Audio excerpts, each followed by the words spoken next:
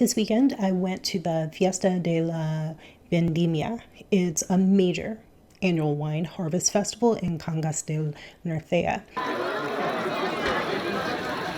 There was a booth there. They were making something that looked like funnel cakes, and I thought I would love to have a crispy funnel cake covered with cinnamon sugar. And it made me think, what else do I miss from the US? I'll show you what I saw on the day of the festival, and I'll share what I miss from the States. Spain has been so amazing, but there are still some things that I can't help but miss from back home. And depending on where you're from, I promise you're not going to guess what these things are.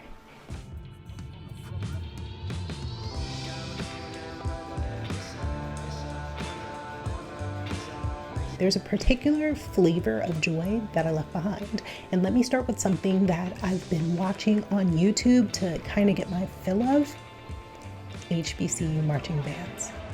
If you've ever experienced a halftime show performance of a band from a historically black college or university, I need you to understand, this isn't your average marching band. I'm going to link a video in the description so that you can see and understand what I'm talking about.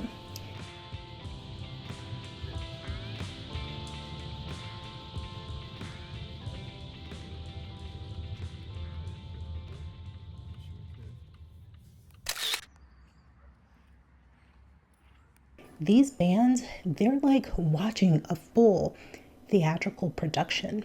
The major's doing backflips, the dancers are giving hair and hips and sway. The band is playing music that you can't help but to groove to. The precision that they have is military level, and their presence is pure excellence. The music, it kind of vibrates through your body and it brings you kind of closer to the ancestors, in my opinion. My favorite is watching the bands arrive and depart to and from the stadium. It's absolute excellence on display.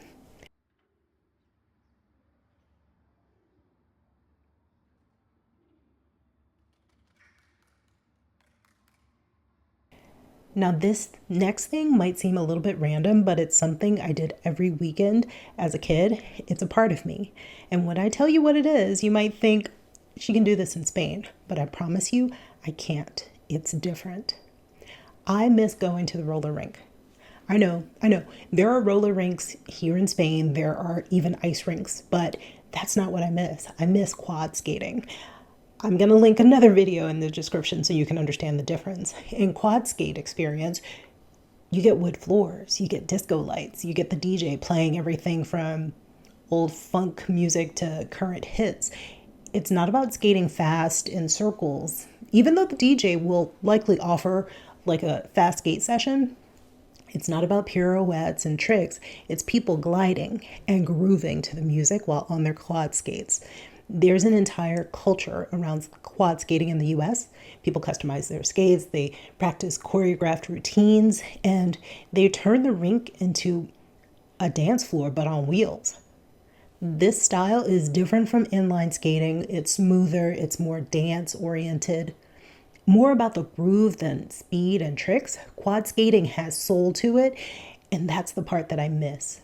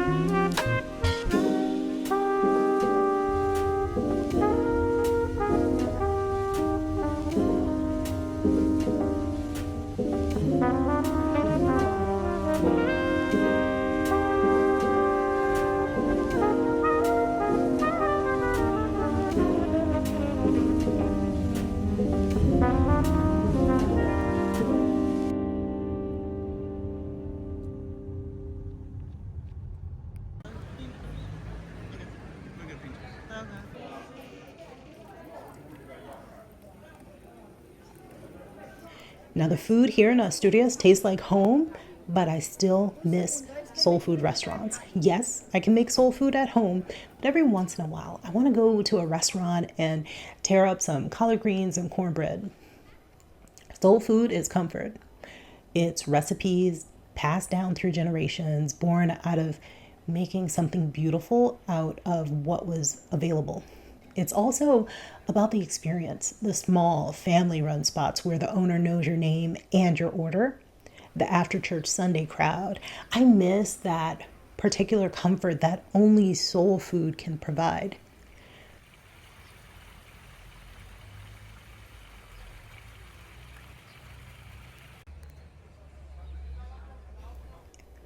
If you've never seen a step show, imagine this: a group of people in perfect synchronization, creating music with nothing but their bodies. I have to find you another video so that I can link it in the video description. These people are stomping, they're clapping, they're chanting, all while executing choreography so precise that it's almost unreal. And the athleticism is incredible. The creativity feels boundless. I would go to step competitions in college. It was always a good time to watch these groups go back and forth. They'd outdo each other with increasingly more complex routines. Each organization has its own history, its own signature moves, its own style. You can actually identify which of the Divine Nine you're looking at from their step routine. Stepping is such a specifically American tradition that I can't find anything remotely comparable here. So I look at videos online.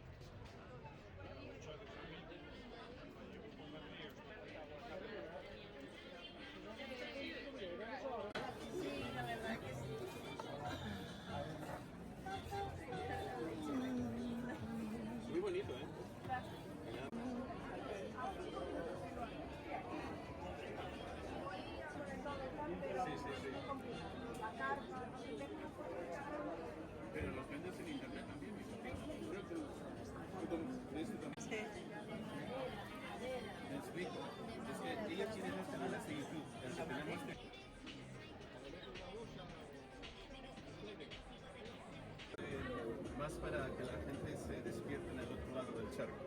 This is so pretty. El otro tiene más seguidores, tiene como 72,000 seguidores. Y este es para enseñar a la gente, bueno.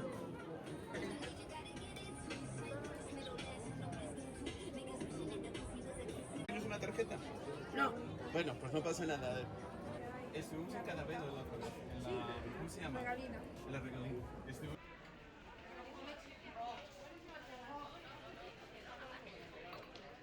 El licor de queimada, no lo hacemos exactamente en la pota de queimada, pero caramelizamos el azúcar y sale un licor. A ver, si queréis probarlo, es un poquito fuerte, pero es súper rico. Sí, You sí. wanna try? Es así caramel, ¿no? It's like a brown sugar. Porque la quemada es como el vino ese que lo pones con tiene alcohol y le El azúcar en el aguardiente arde. Sí, sí, arde y luego pierde parte de el aguardiente, sí. pierde parte de esa graduación Sí. y queda. Lo que pasa es que en la queimada se toma caliente. Claro. Este es frío. Vale, vale. This next thing I miss is so specific, but hear me out. Crawfish boils. If you're not from the American Gulf Coast or haven't experienced this tradition, imagine a long table covered with newspaper or trash bags, and then pounds on pounds of crawfish are dumped out. They're still steaming, covered in spicy seasoning. You're peeling your crawfish with your hands, you're getting messy, you're laughing, you're drinking sweet tea. There's always a debate about sucking the crawfish head. In my opinion, you haven't eaten crawfish if you haven't done that. I have long since lost my Louisiana accent, but Louisiana is still a part of me. And if you don't know what a Louisiana accent sounds like, I got another video linked for you.